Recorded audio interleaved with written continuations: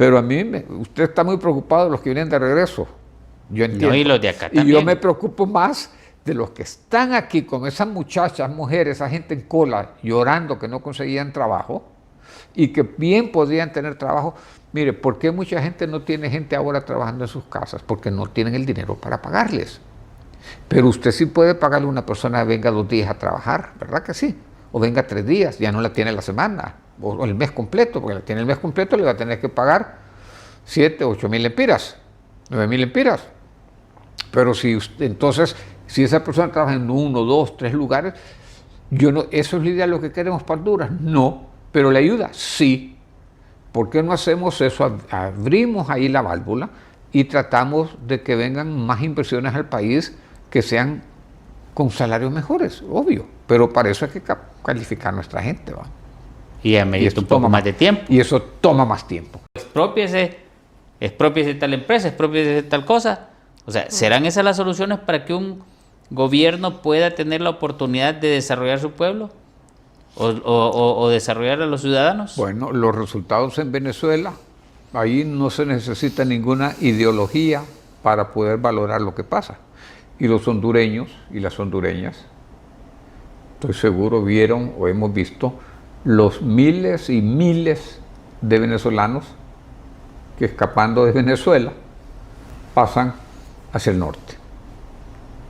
Así que ahí yo no miro, yo no entiendo cómo alguien puede venir y discutir o pensar que el modelo venezolano le va a traer beneficio a alguien en Honduras. No veo qué es lo que ve, qué es lo que siente. Si son millones los que han salido de Venezuela. Millones, literalmente. Lógico, quizás. Y ninguno diciendo nada bueno de Venezuela. Quizás los que van de aquí invitados y van a los hoteles bonitos, porque hay hoteles bonitos, lindos en Venezuela, les cuento. Yo conozco Venezuela. No de pasado, he estado varios meses en Venezuela.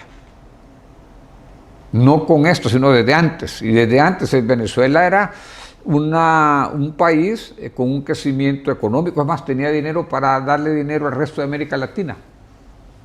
Ellos ponían dinero en el BID y el Banco Mundial para que le prestaran al resto de los países. Así de sencillo, eso era Venezuela. Tenían problemas, lógico que tenían problemas. De inequidad, cierto. Pero ahora usted ve a la gente de Venezuela huyendo. ¿Por qué huyen de Venezuela? Si ahí está bien la cosa.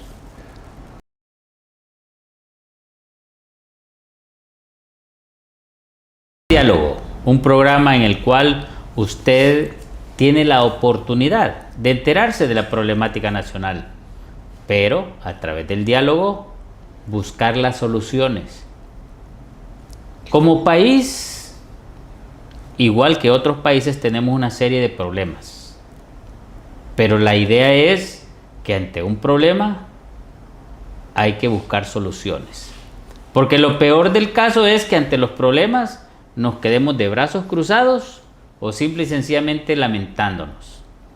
Hoy, ante la situación que está pasando el mundo, ante los cambios políticos alrededor de nuestro país, se ha generado algún tipo de crisis que se puede decir emocional, pero hay una crisis financiera y hay una crisis social.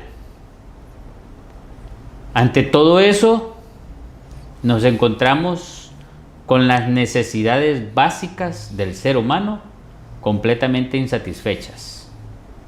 Y entonces, parte de la temática es ver cómo buscamos el camino correcto y poder tener la posibilidad de generar un desarrollo en el país y empezar a satisfacer las necesidades.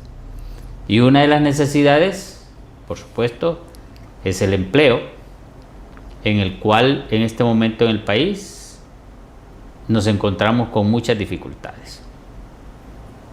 Ante esto, ¿cómo generar oportunidades de empleo? ¿Cómo generar oportunidades de crecimiento en el país? Hoy tenemos de invitado a una persona con vasta experiencia académica, técnica, científica, y laboral en el transcurso de su vida. En pocas palabras, una autoridad en el tema que queremos abordar el día de hoy. Se trata de Moisés Starman. Placer, mucho gusto. Un placer saludarle, bienvenido Gracias. a Unidos en Diálogo. Gracias. Y es un honor contar con su presencia. Muchas gracias, muy amable. ¿Dónde nació usted, don Yo Moisés? nací en Olanchito, el departamento de Lloro. Es de los Olanchitos, hombre. De los Olanchitos, así es. Me ha tocado traer varios Olanchitos aquí porque tuve a Juan Ramón Martínez, Claro, a Jorge Zelaya así es. y otros más por ahí, y hasta hoy me da esa sorpresa que ustedes Sí, Olanchitos soy de también. Olanchito. Que Aquí. tienen una característica especial los Olanchitos. Así dicen. Tienen una característica especial, entonces la podemos hablar después. ¿Y dónde estudió usted, don Moisés? Bueno, yo estudié aquí en Honduras, empecé obviamente mi primaria, estuve desde el Zamorano, que hay una escuela que se llama Alison Bixby Stone, que es una escuela para primaria. Estudié también en la Honduras, en la República de Honduras, aquí en Tegucigalpa, en la Alameda, y terminé sexto grado en La Granja, aquí en la escuela Club de Leones número 2. Aquí cerca, en la Sí, Club de Leones número 2. sí, mire, pues le cuento porque verás bien que anduve en 3 diferentes para terminar lo que es ¿Y sus primaria. estudios universitarios? Y a universitarios hice mis primer títulos en la Hebrea de Jerusalén.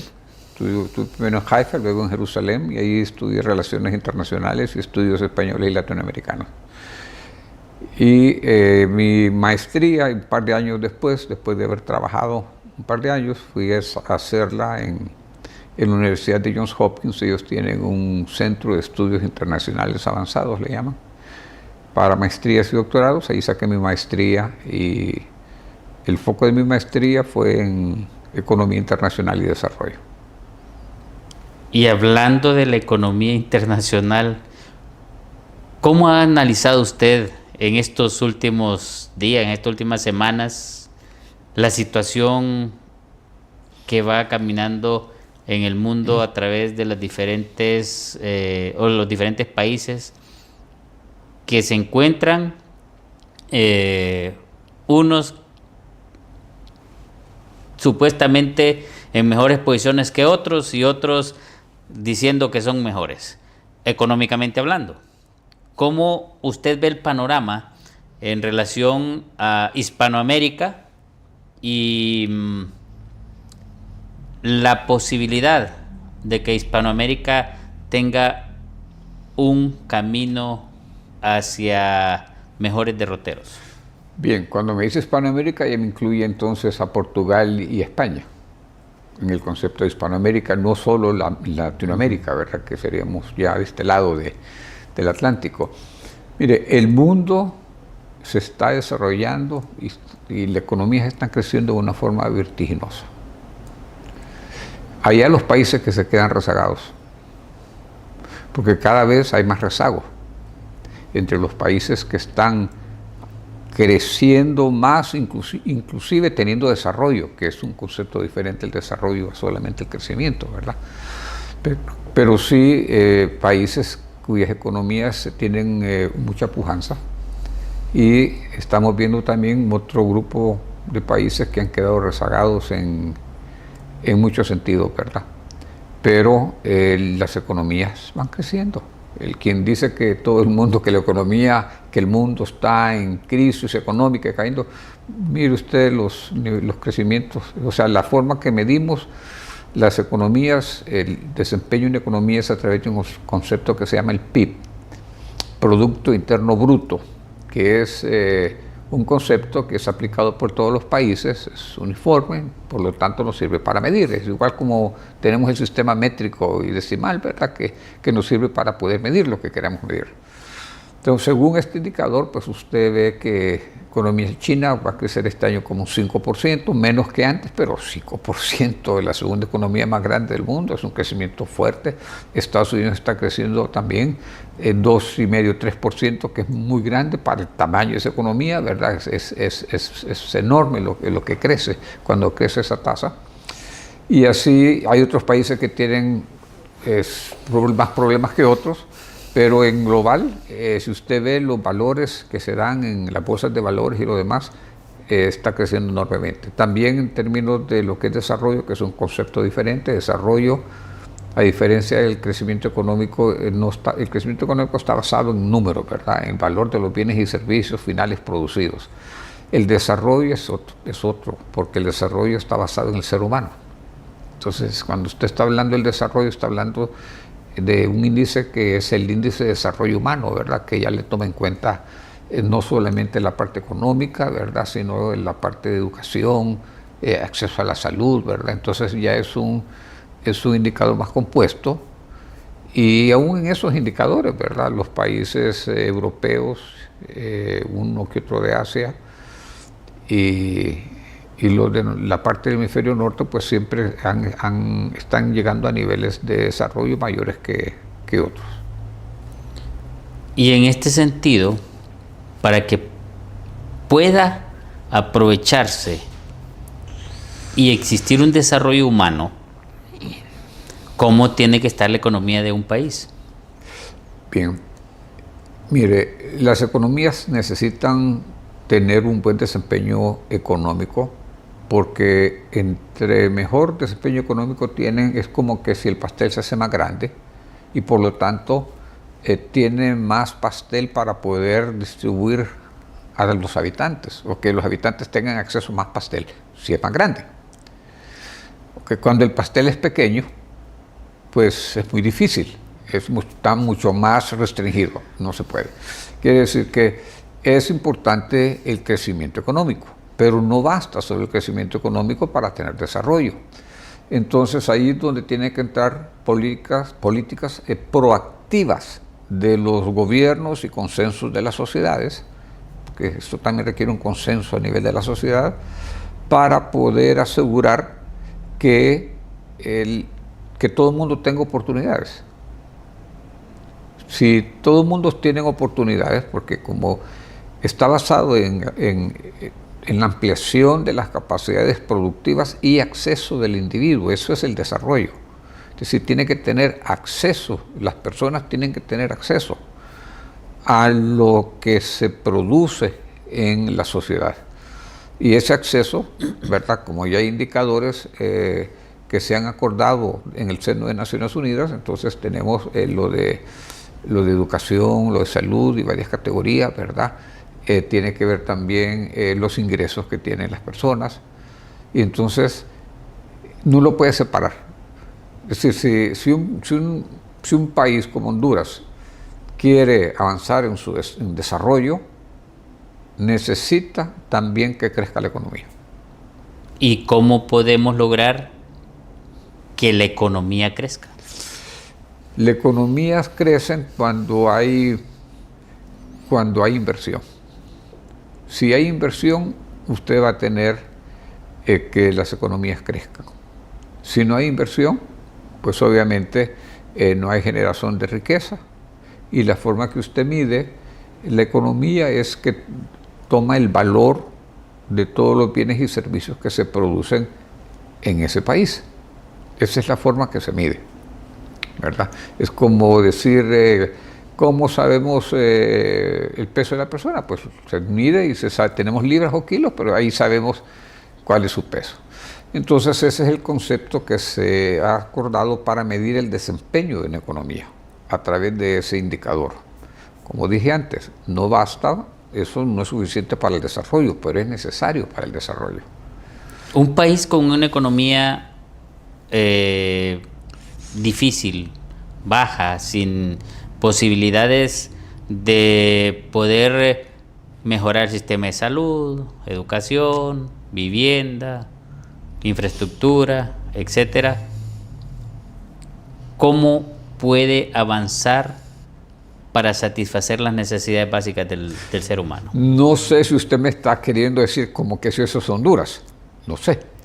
O lo está hablando, bueno, estamos viéndolo genéricamente. Estamos viéndolo en el panorama de Honduras, pero realmente no solamente Honduras tiene ese problema. Ah, claro. O sea, yo lo que yo quiero que al final del programa nosotros le digamos a la población y a las personas del gobierno que nos ven y nos pasan monitoreando, realmente qué es lo que pueden hacer, porque lo que se trata en Unidos en Diálogo es brindar ideas, mediante un diálogo ameno y decir, bueno, señores, mire, el camino que usted está tomando es el correcto, pero en esta situación, pero el camino en esta otra situación, creo que lo puede tal vez dirigir hacia a otra dirección para que avance. Entonces, la idea es esa, y en relación, yo le hago estas preguntas así, para que en contexto la población se dé cuenta de lo que en realidad estamos hablando y queriendo llegar a conclusión. Claro, fíjese que uno de los ejercicios que hago en una de mis clases, que estamos dando clases de maestría, todos son profesionales y ya muchos de ellos con muchos años de experiencia en diferentes puestos, algunos en gobierno, algunos en privado, algunos independientes. Les pregunto, dígame, y en su opinión, así sin ver nada, así, lo que usted siente, ¿la economía de Honduras usted cree que es pequeña o que es grande? Muy buena pregunta. Le pregunto. ¿Qué piensan ustedes? Porque todos, usted siendo médico estoy seguro, estudió sobre Kant, ¿verdad? Lo que Kant planteaba, de que nosotros los seres humanos lo que son los fenómenos, ¿verdad? Tenemos los fenómenos que percibimos, todo lo que ocurre a través de nuestros sentidos y los ponemos en categorías, según decía él, en nuestro cerebro.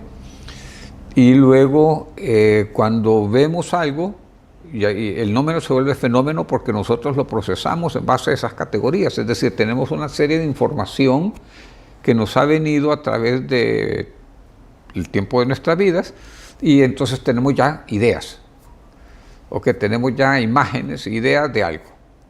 Entonces, si usted le pregunta a muchas personas acá en Honduras, dígame, en su opinión, ¿la economía es grande o pequeña? Le van a decir, bien rápido le van a decir, ¿verdad? Que si es grande o si es pequeño, como creen. Depende en el nivel en que esté. Claro. Pero luego les pregunta, es que depende de la percepción que ellos tienen, de lo que ellos han escuchado. Si ellos han escuchado en la radio, en la televisión y todo, que la economía es pequeña, pues obviamente creen que es pequeña. Y si han escuchado pues que es grande, tendrán una idea diferente. Depende de la percepción de cada persona. Dan diferentes motivos. Porque yo les pregunto luego, ok, ahora diga por qué. ¿Por qué usted escribió lo que escribió? Porque aquí no es que si alguien está correcto o equivocado, sino la idea aquí es ver la percepción. Entonces unos dicen por una serie de motivos que no tienen nada que ver realmente con lo otro. Otros dicen que aquí hay un montón de tierra, es esto, lo otro. Otros que hay pocos, fábricas. Dan una serie. Otros dicen que es más pequeña que la de Estados Unidos o que la de China.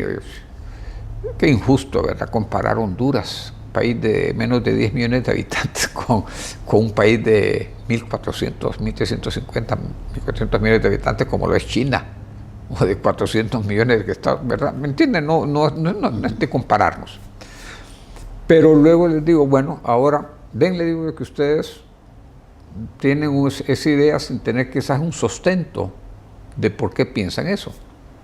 Les pregunto ahora, ¿saben ustedes cuánto es el tamaño de la economía hondureña? Nadie sabe. Y cuando les digo, busquemos en los datos ahí, que dice el Banco Mundial y lo demás, que nos diga, el Banco Mundial nos habla de 32 billones, de más de 32 billones de dólares. Más de 32 mil millones de dólares es el tamaño de la economía hondureña. Ahora, ¿y basada en qué tipo de empresas? PIB.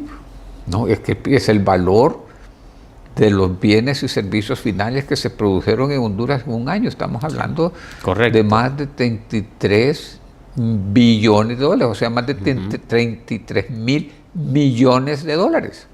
Correcto. Y luego les digo, jóvenes, convirtamos eso ahora en lempiras. ¿Ok? No es pequeña como. Entonces nos damos cuenta que en Honduras se producen en un día más de 2.000 millones de lempiras.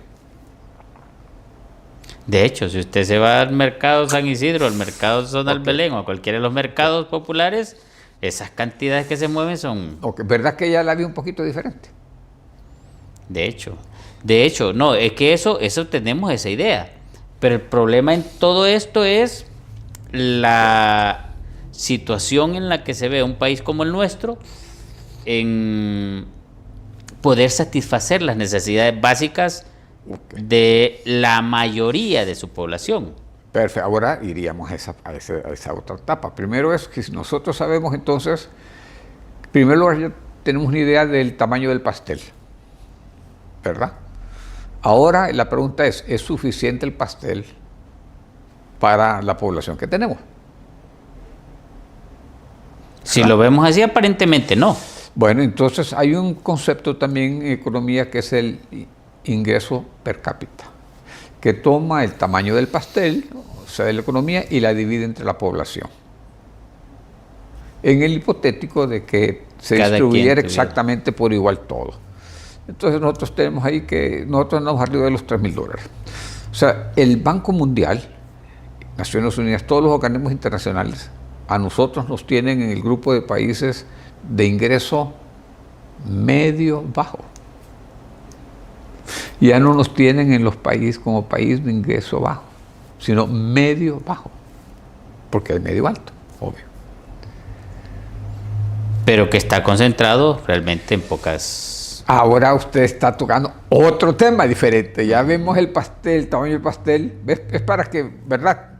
Creo yo que como la idea de este programa también es compartir un poco y mostrar otra perspectiva, ¿verdad? Perspectiva diferente de esto. Entonces usted ya vemos el tamaño del pastel, tenemos una idea, y en dólares, que es dólares fuerte, ¿verdad? Imagínese convertido a lempiras. Luego tenemos el tema de la población y la relación entre el pastel y la población. Hace 50 años estábamos hablando de 600 y $300, ahora estamos hablando de más de 3,000. O sea que es una gran diferencia a lo que era hace 50 que ha crecido. Años a lo que es ahora. Así es. Claro que ha crecido. ¿Verdad? Entonces, ¿estamos peor ahora que antes? No. Las cifras no nos dicen que estamos ahora peor que antes. Podemos sentirnos peor que antes, pero no es que estamos peor que antes. Es que en eso tienen que ver múltiples factores. Porque tiene que, exactamente, y mucho también las expectativas. O sea, el individuo ha cambiado, la gente piensa diferente, pensamos diferente ahora de lo que se pensaba hace 50, 60, 70 años. Hace 50 años no era una necesidad básica el internet. Claro, así es. No era necesidad básica no ni la energía eléctrica. No existía, podíamos vivir ni el agua de tubo, que es todos más llamada vivíamos potable. sin el celular, podíamos vivir y ahora no podemos vivir sin el celular, porque ni existía. La gente aquí no sabe, usted no sé si lo logró ver, pero yo en mi vida sí logré ver que la gente andaba aquí con kites. Kites en Tegucigalpa. La gente ni sabe lo que es kites, no son los kites bonitos que ven con cuerito, no, agarraban de las llantas y hacían la forma del pie y le ponían una cosa para amarrarse, eran los kites que usaba mucha gente aquí. La leche en Tegucigalpa, ¿cómo se vendía la leche? Antes de que la Sula se abriera ahí a finales de los años 60, andaban con el burro o el caballo, con los tonelitos y le estaban la leche así, usted tenía que hervirla porque no había leche pasteurizada en Honduras. La gente ha cambiado. Y yo lo vi en mi vida, ¿verdad? Entonces, le estoy diciendo que no soy tan joven, pero lo vi. Entonces la perspectiva mía obviamente es diferente. ¿Ok? Porque yo miro de dónde venimos. ¿Estoy diciendo yo que estamos bien? No, yo no estoy diciendo que estamos bien. ¿Estoy diciendo que no podemos estar mejor? Claro que deberíamos de estar mejor. Es un gran fracaso para la sociedad hondureña y para el país que no hemos logrado niveles de desarrollo mejores que el que tenemos ahora. ¿Ok? Entonces, ¿eso significa eso que no hemos avanzado? No. Eso significa, por ejemplo, lo que salen permanentemente caravanas de hondureños hacia Estados Unidos. No tienen satisfechas sus necesidades. en su mayoría, Claro. otros por otro tipo Claro. de situaciones de seguridad o inseguridad. Yo me solidarizo mucho con las personas que salen, salen a buscar un nuevo futuro, un mejor futuro, y se esfuerzan y toman todos los riesgos que toman. Pero yo también pienso en los que están acá, o en los que estamos acá, mejor dicho. ¿Ve? Porque usted tocó el tema de la inequidad.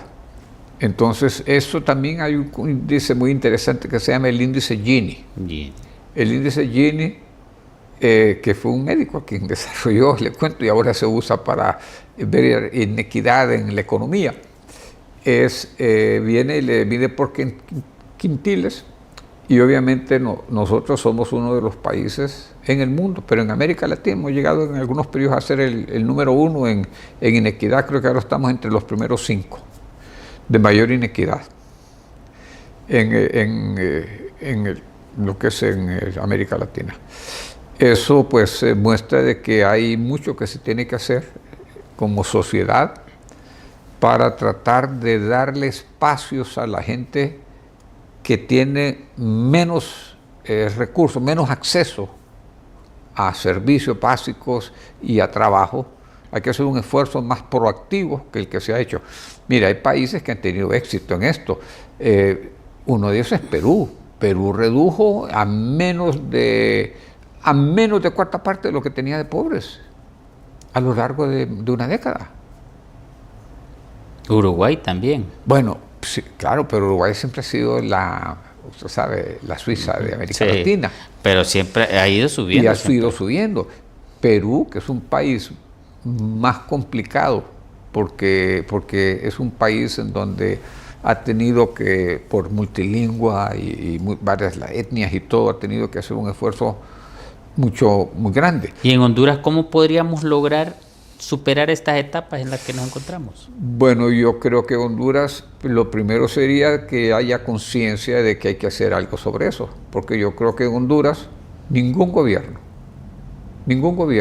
ha priorizado reducir la extrema pobreza y la pobreza en el país. Pero es que ninguno aparentemente ha tenido la mínima idea cómo se hace. Bueno, eso puede ser una forma de plantearlo y posiblemente así es. ¿O es que quieren tener a la pobreza permanentemente para lograr sus objetivos políticos? Yo creo que fíjese que yo tuve una experiencia bien interesante,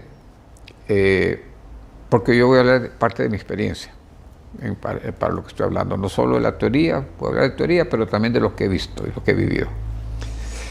Cuando vino el Mitch, entonces había que armar los paquetes, los programas, yo lo tenía que ver en eso bastante porque como yo era el titular de SETCO, de la Secretaría Técnica de Cooperación Internacional, yo era enlace con todos los cooperantes internacionales, lo que era cooperación no reembolsable, o sea, lo regalado, que la palabra bonita es asistencia financiera o técnica no reembolsable, ¿verdad? Es decir, no se paga.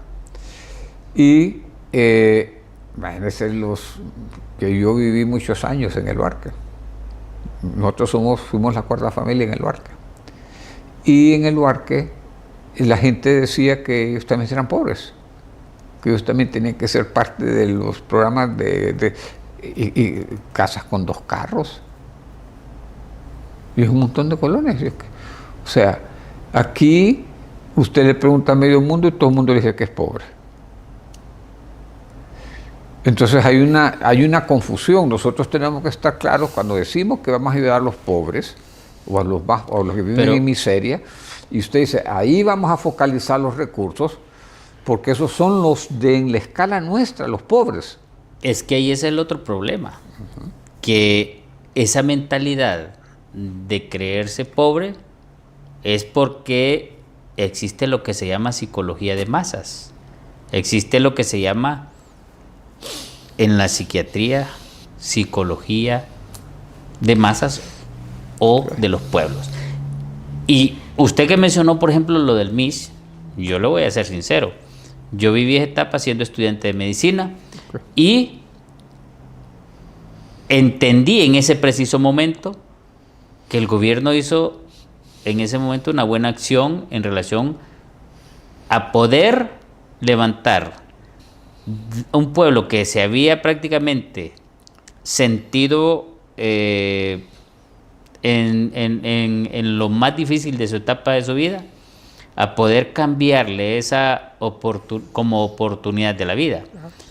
O sea, hubo un buen manejo de la psicología de masas, que yo he insistido en los demás gobiernos, ha sido más bien para hacernos sentir torpes como hondureños, incapaces como hondureños, y mantenernos esa idea que somos pobres permanentemente. Entonces, esa responsabilidad la tiene el Estado de Honduras, pero cada gobierno en lo que es poder manejar ese tipo de situaciones de masa. Es como la psicosis que está presentándose en este momento en Estados Unidos y en el resto de América, ¿no? Con la extradición con la expulsión de los migrantes de Estados Unidos. Entonces, en este sentido, creo que se tiene que analizar, y por eso es importante hablar estos temas, que hay un error permanentemente en ese. Antes lo manejaba un departamento que se llamaba un programa de salud mental de la Secretaría de Salud, que lo han desaparecido y que pues hasta el momento no se mira ninguna acción positiva al respecto. Pero sí es importante lo que usted acaba de decir en ese sentido. Bueno, un ejemplo que usted contó del Luarque.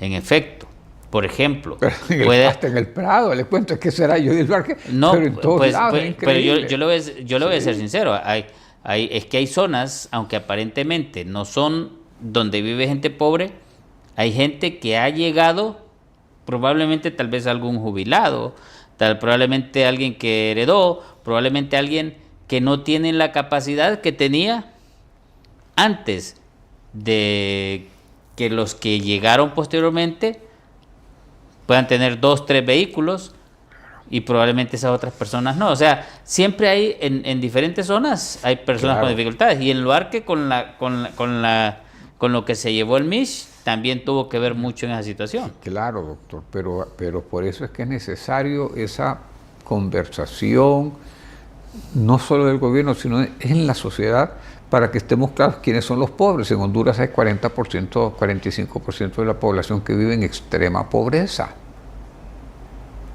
Extrema pobreza. O sea, ninguno que vive en extrema pobreza va a tener ni carro, pero no tienen ni moto, ni los alimentos nada, del ni día. Lo básico. Ni los alimentos del día. Hay personas que no tienen los alimentos del día. Entonces, si como sociedad vamos a decir que vamos a montar programas para... Yo no estoy diciendo quítele aquí para darle al otro. No estoy diciendo eso. Estoy diciendo hay que crear programas para que esas personas tengan oportunidad. Pero ¿cómo va a crear el gobierno esos programas? A través de la recaudación de impuestos. A través de que hayan empresas que paguen sus impuestos a diario. Es la forma como probablemente los presupuestos de un país puedan estar en condiciones adecuadas para hacer una distribución adecuada. Sí, es cierto que tiene que haber un esfuerzo nacional, pero yo a lo largo de mi vida he visto muchas instancias, muchos momentos en donde la comunidad internacional nos ha querido ayudar, ha estado dispuesta a ayudarnos, porque ellos quieren ayudar a reducir lo de la pobreza. Así es como venden los programas en sus países. Y de aquí, del lado Pero nuestro, ¿se podrá reducir la pobreza dando una bolsa habido. Solidaria, una canasta o un saco solidario? Mire, no, algunos países han sido muy exitosos. Brasil, en el noroeste de Brasil, por eso es que Lula volvió a ganar, por cómo mejoró el noreste de Brasil, que es la zona más pobre de Brasil, ¿verdad? Lula no ganó en Sao Paulo, ni en Minas Gerais, ni en Santa Catarina, que es el lugar moderno de desarrollo de Brasil. Él ganó por la enorme masa de votos en el sureste, porque él ahí vino con programas que sí incluye algunos programas de esto, pero tienen que tener un contenido y tienen que tener un seguimiento para qué fin, qué es lo que usted busca con eso. O sea, es ayudarles y ellos tienen que dar algo a cambio para poder salir de la situación en la que ellos están. Yo le doy un ejemplo. En el FIS, en SETCO, se inició con apoyo de UNICEF lo que es el proyecto de pisos saludables. Al principio había oposición a ese proyecto en algunas personas, incluyendo algunos funcionarios y otros que cuestionaban por qué íbamos a dar cemento en diferentes lugares, especialmente empezamos en Tegucigalpa, con UNICEF trabajando en esto, para que las mujeres básicamente pusieran pisos en sus casas. Y la forma que se tuvo que racionalizar eso es que eran pisos saludables para la infancia. O sea que estábamos diciendo, no es para la mamá ni el papá, es para que los niños no tengan el piso en la tierra y se enfermen, y eso es, entonces les vamos a ayudar, ellos van a hacer y van a poner su piso. Se disminuyen los casos de diarrea inmediatamente. Usted lo sabe muy bien lo que eso significa, ¿ok? No solo basta el litrosal, que fue un gran aporte, sino que con el piso se daba. Sí. Pero había oposición. Ahora, mire qué interesante, cómo el problema no era solo económico, sino que era sociocultural.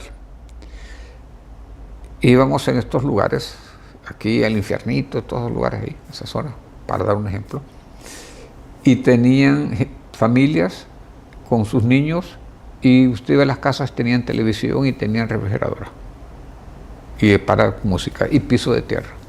¿Cómo explicar eso?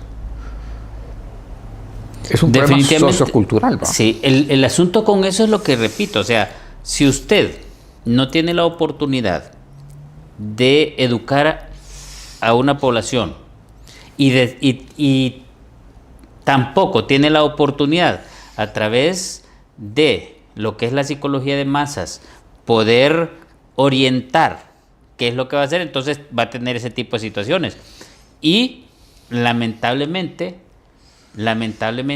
nosotros como país estamos en una dificultad en la cual la mayoría de la población tiene necesidades básicas insatisfechas. Así es.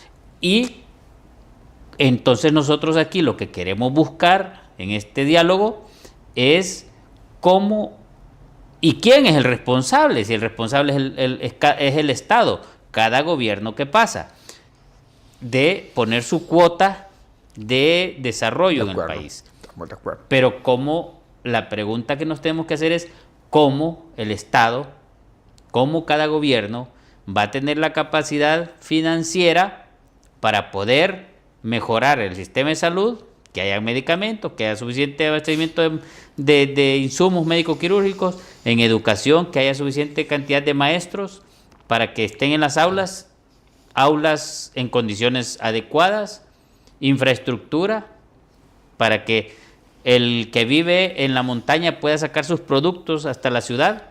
O sea, todo eso tiene que ver con la generación de mejores condiciones económicas para poder satisfacer sus necesidades básicas.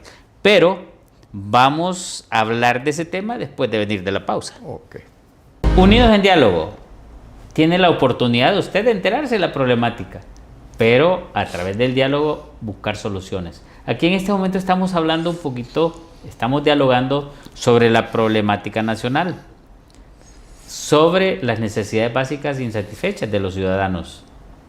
Pero entonces la idea que a través del diálogo es cuáles son los caminos que debemos tomar como país, en este caso, para si tenemos esa oportunidad de satisfacer nuestras necesidades básicas, entonces posiblemente, y habría que ver, posiblemente, no lo puedo asegurar, pero posiblemente se va a disminuir la salida de nuestros compatriotas a buscar mejores derroteros, porque van a encontrar que tienen sus necesidades básicas satisfechas.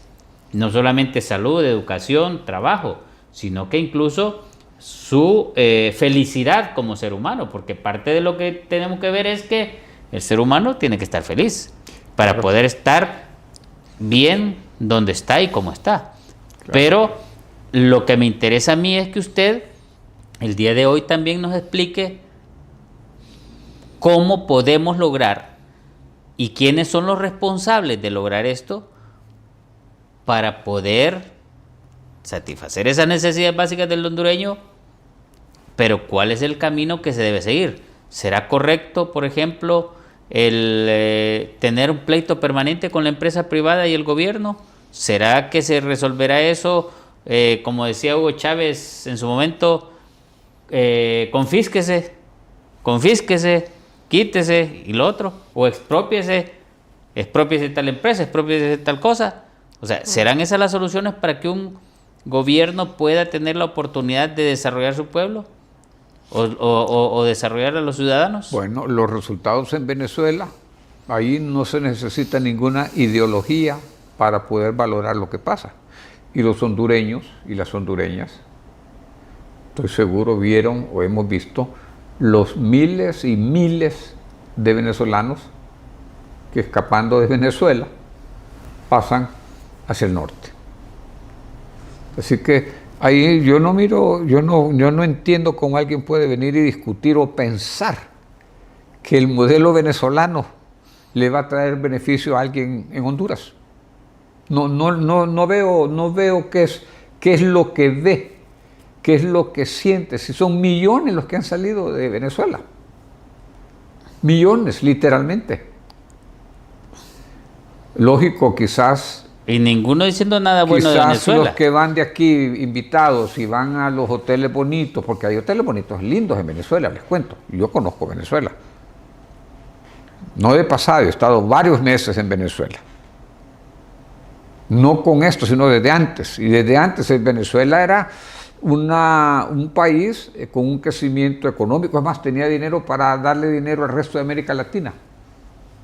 Ellos ponían dinero en el BID y el Banco Mundial para que le prestaran al resto de los países. Así de sencillo, eso era Venezuela. Tenían problemas, lógico que tenían problemas. De inequidad, cierto. Pero ahora ustedes, la gente de Venezuela huyendo. ¿Por qué huyen de Venezuela?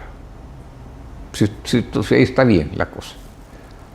Lo mismo que en Cuba, pues. Bueno, en Cuba es como está el mar, los para. En Venezuela es que van caminando. ¿Verdad? Entonces eso le muestra a usted de que hay una enorme insatisfacción. Millones de personas que han salido de Venezuela usted encuentra en Chile, los encuentra en Brasil, Argentina, y en la gran mayoría de los países lamentablemente ya son mal vistos. ¿Y eso es lo que queremos para nuestro país? Entonces, ¿verdad? Yo no le miro ahí nada de que podemos ver en Venezuela como ejemplo.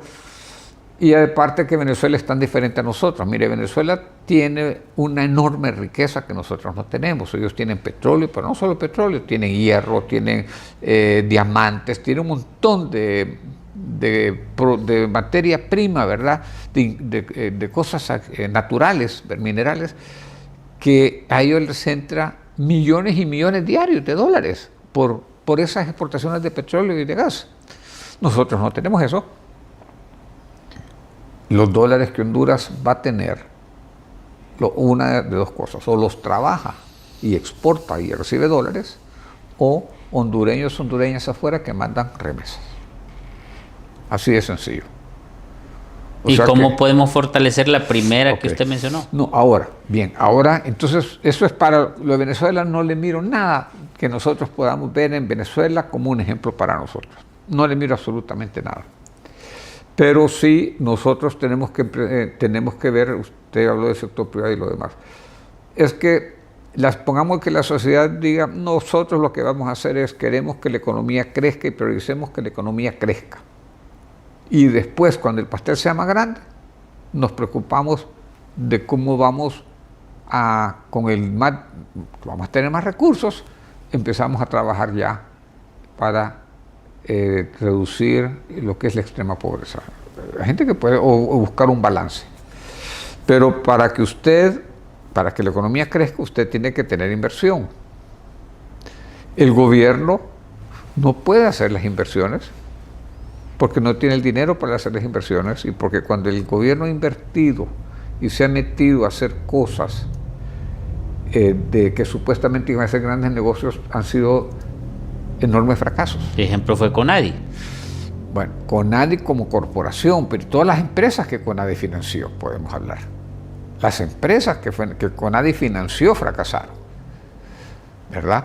Tenemos también, se recuerda, los aserraderos, los grandes aserraderos, todos fracasaron. Honduras iba a producir pulpa y Bueno, en papel. Bonito Oriental era, se suponía, uno de los En Bonito Oriental el más gran grandes proyecto de aserraderos. papel fracasado. Entonces, lo que lo que tenía Cobana de producción de banano. Entonces, lo que el gobierno se ha metido a querer manejar y supuestamente hacerlo rentable, lamentablemente, aquí en Honduras no ha funcionado. Pero Esa es la ¿cómo historia. podemos lograr nosotros que los personeros del gobierno entiendan que deben mejorar esa relación con los empresarios? Pero también cómo podemos lograr que los empresarios entiendan que tienen que quitar un caballito de batalla de algunos sectores de la sociedad en lo cual les achacan que son abusadores, que no hacen esto, que no hacen lo otro y que solo para ellos.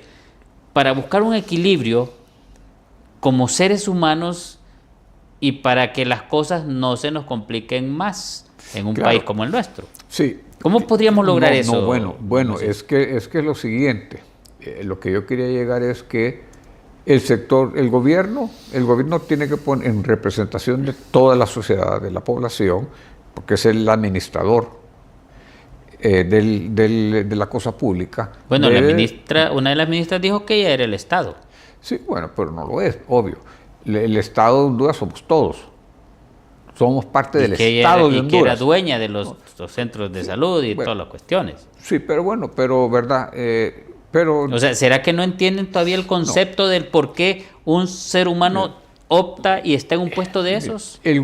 Claro, pero tenemos que ver el gobierno y los diferentes poderes del Estado constituidos, que está también el Congreso, porque el Congreso es el que pasa las leyes, tienen que, si lo que queremos es que haya crecimiento en Honduras, crecimiento económico, si queremos que haya generación de empleo, tenemos que tener leyes claras, precisas, que sean, que ayuden, pues, que sean facilitadoras para que haya inversión y que haya generación de empleo.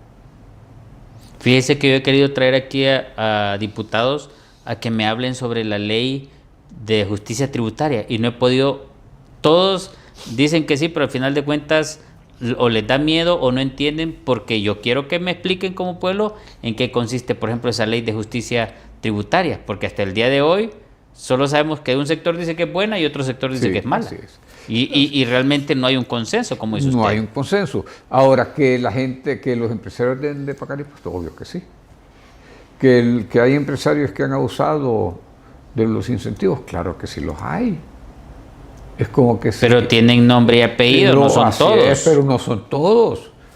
Es como decir, hay maestros buenos y malos. Lógico que hay médicos malos. Buenos, habemos médicos buenos y médicos malos. Y eso no significa que todos los médicos son malos. Si yo me enfermo, yo voy al médico, a pesar de que sé que hay algunos malos.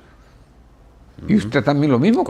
O sea, yo no estoy acusando a nadie, pero hay médicos que son mejores que otros. Y hay unos que lamentablemente, o mala suerte, pero se le ha muerto mucha gente. Pues.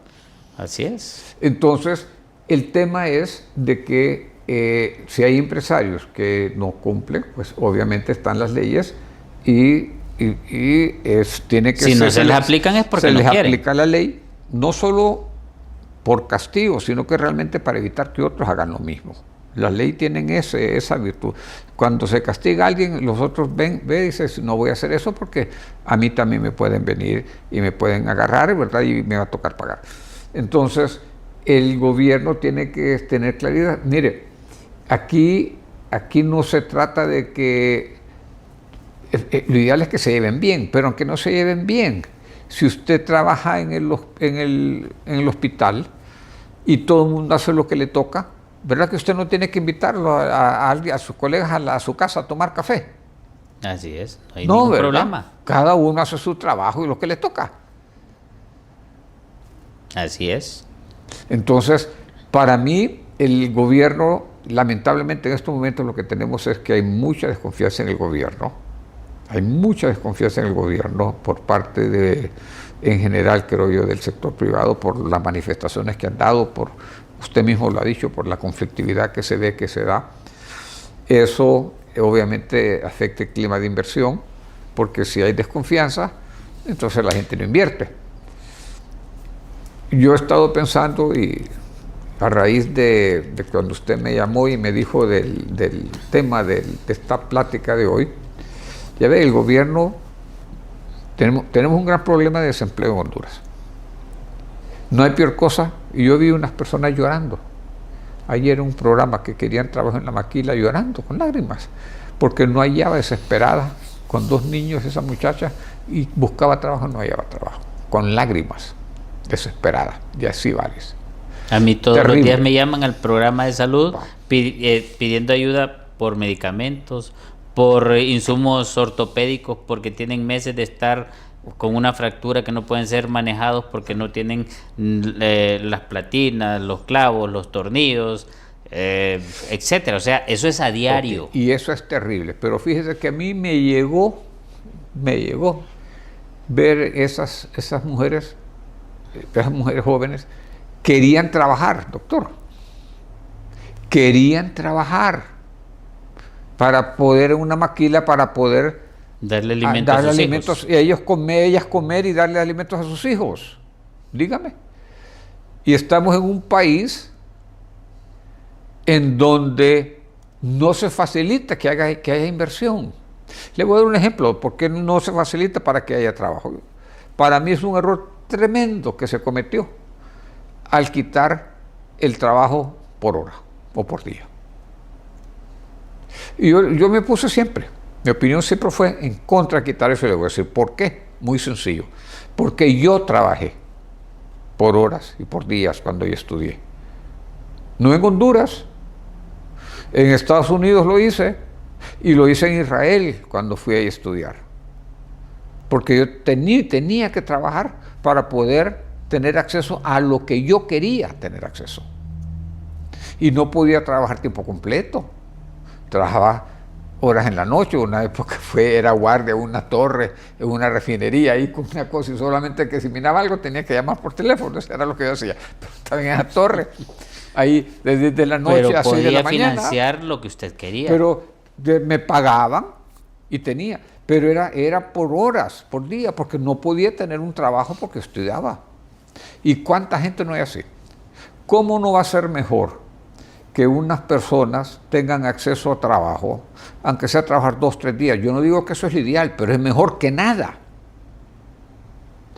Ver esas muchachas llorando porque no tenía acceso a nada de trabajo es terrible, es lo peor. Entonces yo no entiendo la lógica de no poder pasar una ley de trabajo temporal por día, por hora, normarla de tal forma, ¿verdad?, de que cumpla lo mínimo que quieran, pero que no haya una que no se le permita a alguien emplear a alguien pero a mí no me preocupa el que le va a dar el trabajo. Yo no estoy preocupado de los que le van a dar el trabajo al otro. A mí me preocupa los que quieren trabajar y no encuentran el trabajo. Para poder alimentarse, para poder vivir, para poder sobrevivir, sí. Y eso para mí no le encuentro la explicación. No le encuentro la explicación por qué preferimos, si son 10.000, si alguna vez vi una discusión, no, que no eran 400.000, sino que eran solo 40.000, no importa, pues. Pues fueran 40.000. ¿Qué han sido? ¿Cuál es el problema, pues? ¿Cuál es el problema si son 40.000?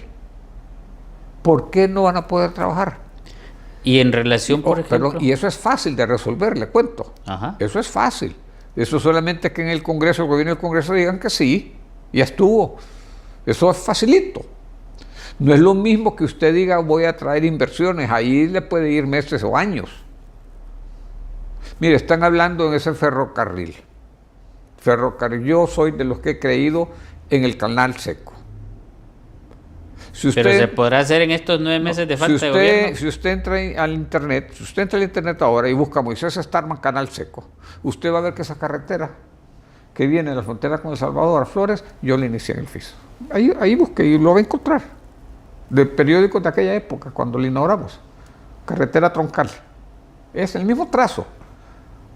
El mismo trazo lo hicimos en troncal. O sea, lo que le digo es que yo creo en la idea del canal seco, ¿verdad? Y creo que bueno que eso generaría empleo. Y el proyecto es que esa carretera, después de Flores, va por La Libertad, de La Libertad baja allá a Santa Cruz de Ojoa, porque evita pasar por las montañas, y eso es lo que hace el canal seco, que usted no gasta tanta gasolina, va por mejor terreno, ¿verdad? Y y así se vuelve Línea más recta. rentable, más competitivo. Pero yo escucho hablar un montón de ese tren, ¿verdad? Primera vez que escuché hablar del tren en gobierno fue en gobierno militar, cuando estaba Polo Paz, me recuerdo. Y rapidito se desinfló eso, le cuento. ¿Y se podrá hacer en 9 meses que falta de un gobierno? No, no lo van a hacer ni en 9 meses, ni en 2 años, ni en 10. Mire, y le voy a decir por qué. Porque yo tengo mis dudas. Con tantas otras cosas que tenemos de problemas que necesitamos y con su resolver. Y en ese término, nosotros no tenemos puertos en el Pacífico que puede captarlo. Dicen Amapá, bueno, sí, Amapá, bueno, pero hay muelle. No hay muelle, pues. Entonces hay que hacer el muelle. ¿Ok? Y si usted va a conectar la isla a Amapala, pues hay que hacer puente. Y ese puente no va a estar ni en 1, ni 2, ni 3 años. Y los muelles tardan muchísimo en hacerse, no es fácil. Ok. Usted tiene allá en Castilla, Puerto Castilla era una T, se hizo solo una L, porque hubo un problema entre las dos empresas, una, la Crescent se llamaba Crescent Corporation y otra más, que era la supervisora y solo se hizo, quedó a mitad de palo, solo la mitad de lo que era original Puerto Castilla. Perfecto. Entonces no tenemos las instalaciones, hay que trabajar en los puentes, en los puertos, en ambos lados, aparte de lo del tren. Usted sabe que México ya tiene el tren interoceánico funcionando. ¿Sabía usted que ya está funcionando? Ya está funcionando y es mucho más estrecho el tramo que acá. Entonces, digo yo, y yo no estoy contra proyectos grandes, pero ¿cuánto estamos gastando de dinero en eso?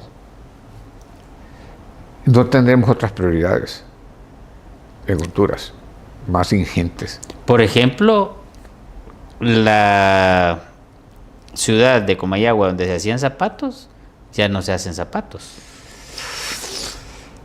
Es que por ejemplo, es que no somos competitivos. Miren, en zapatos solamente saben que somos competitivos, pero en zapatos de alta calidad. Pero en zapatos, o sea, en los zapatos baratos no somos competitivos. Los chinos nos matan. Se lo dice una persona que fue el vicepresidente ejecutivo y gerente general de Ulera Sula.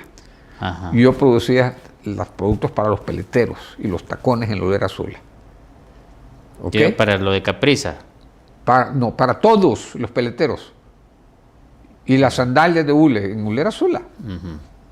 Entonces, no es fácil para el... ¿Y usted cree que con $1,000 los ciudadanos hondureños que son retornados podrán resolver su vida? Obvio que no. Mire, yo no quiero sonar, trivializar, porque yo sé que va a ser un esfuerzo de $1,000, son $1,000 que va el gobierno a dar. Pero obviamente eso no le va a solucionar el problema a estas personas. ¿Habrá otra forma de hacerlo para que sea beneficioso para el ciudadano que venga y que resuelva su vida, no necesariamente solo dando esos $1,000? Es que yo creo que la única forma, lo único que creo yo que el gobierno puede hacer ya, en 24, 48, 2, 3, 4 días, 5 días, que puede dar un respiro de trabajo a la gente. Lo único que se me viene a mí en mente es aprobar que haya trabajo temporal. No veo nada más que vaya a generar miles y miles de empleos. Porque mire, imagínese que usted estuviese en estos momentos decidiendo las cosas por Honduras. Porque a mí me ha tocado tratar de ver cosas por Honduras en cierto momento. Y he pensado, ¿qué podemos hacer que tenga un impacto a nivel nacional? No un impacto a nivel de una ciudad, ¿me entiende? O a nivel nacional. Óigame, es difícil. No. A mí me tocó una experiencia y se la cuento así rapidito. Cuéntenos.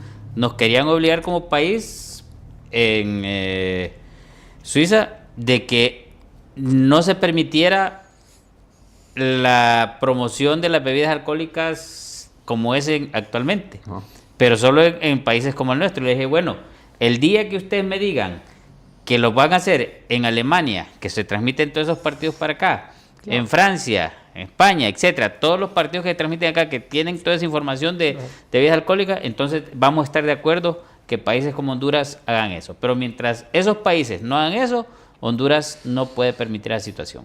O sea, sí estuvimos en situaciones cruciales y difíciles de toma de decisiones para el país, aunque ese tipo de empresarios no reconocen que les fuimos incluso a proteger, claro, no pensando solo en el daño que producen, sino que simplemente que no podemos aceptar que a los países como los nuestros solo se nos quiera obligar a hacer las cosas sin darnos las razones del por qué y los demás haciendo lo incorrecto y nosotros pero no haciendo. Pero es que hay gente en algunos organismos internacionales que andan en sus propias cosas de lo que quieren hacer, pero nosotros no tenemos que hacer lo que ellos nos dicen que hagamos. Forzosamente no es así. Ya ve, usted me da un ejemplo de algo que no se hizo, y hay un montón de ellos pueden dar ideas, sugerencias, pero no es que nosotros estamos solo para escuchar, nosotros tenemos que poder discernir. Pero yo le reitero, doctor, si usted dice, vamos a mejorar la educación, es fácil decir vamos a mejorar la educación. ¿Cómo? Y después, hay que preparar menos libros. Perfecto, ajá, ¿y cuántos libros va a preparar? ¿Y cómo lo va a dar? ¿No? ¿Me entiende lo que es?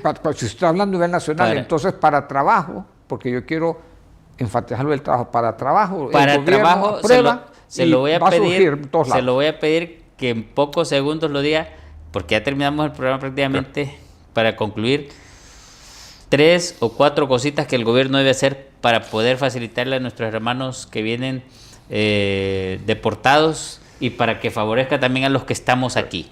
Lo primero para mí es aprobar la ley de trabajo por hora por día. Para mí es lo primero que causará un impacto a nivel nacional masivo. Podemos tener miles y miles de empleos para facilitar a personas que tengan acceso a ingresos, incluyendo de los que vienen de regreso. Segundo, que la banca, especialmente Banprovi, ponga líneas de crédito, préstamos solidarios para personas que quieran hacer sus emprendimientos, porque habrán muchos hondureños y hondureñas que regresan con habilidades que ya han desarrollado en Estados Unidos. Mire, la gente nuestra allá trabaja muy bien en construcción, en tabla yeso, y entonces aquí más bien necesitamos y pueden irles muy bien. Y quiero comentar lo siguiente, de allá no es que van a venir de un solo 100,000 personas a Honduras, eso no es cierto. Eso no es cierto. Aquí van a venir y no digo que es bueno, pero ni modo, se va a sentir, pero que van a venir 10,000, 20,000 personas a lo sumo por mes.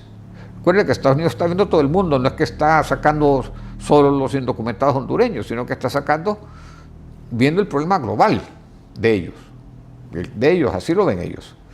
Entonces, no quiere decir que aquí vamos a tener 300,000 personas ya en un mes, ni en 2 meses, ni ellos tienen la capacidad para eso, ni hablan de eso. Pero sí, eso se pueden absorber. Pero a mí, usted está muy preocupado de los que vienen de regreso, yo entiendo. No, y los de acá también. Y yo me preocupo más de los que están aquí con esas muchachas, mujeres, esa gente en cola, llorando que no conseguían trabajo, y que bien podrían tener trabajo. Mire, ¿por qué mucha gente no tiene gente ahora trabajando en sus casas? Porque no tienen el dinero para pagarles. Pero usted sí puede pagarle a una persona que venga 2 días a trabajar, ¿verdad que sí? O venga 3 días, ya no la tiene la semana, o el mes completo, porque la tiene el mes completo, le va a tener que pagar 7, 8,000 lempiras, 9,000 lempiras. Pero si esa persona trabaja en 1, 2, 3 lugares, ¿eso es la idea de lo que queremos para Honduras? No, pero la ayuda, sí.